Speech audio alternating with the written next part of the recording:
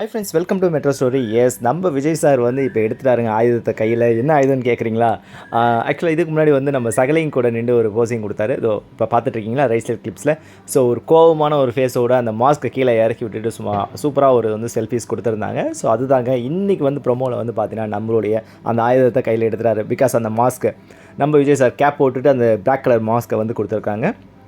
இனிமேல் விஜய் எப்போல்லாம் சீனில் வராரோ மேபி அந்த மாஸ்க் வந்து எங்கன்னா வெளியே வந்தார்னா அந்த மாஸ்க் கண்டினியூவாக அவர் கூடவே இருக்கும்னு நினைக்கிறேன். அது மட்டும் இல்லாமல் நம்ம பசுபதியை தூக்குற சீனும் இருக்குது. பட் அது இன்னும் கன்ஃபார்ம் ஆகலை. பட் இருந்தானா இந்த சகலைங்க கூட சேர்ந்து அதை கோஆர்டினேட் பண்ணி தூக்கிற சீனும் மேபி இருக்கலாம்.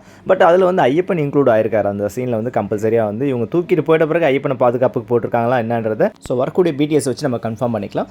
ஓகே ஃப்ரெண்ட்ஸ், இன்றைக்கி ப்ரோமோ நீங்கள் பார்த்துருப்பீங்க. அதேமாதிரி இந்த மாஸ்க் டீட்டெயில்ஸை நம்ம கோஆர்டினேட் பண்ணிக்கலாம்.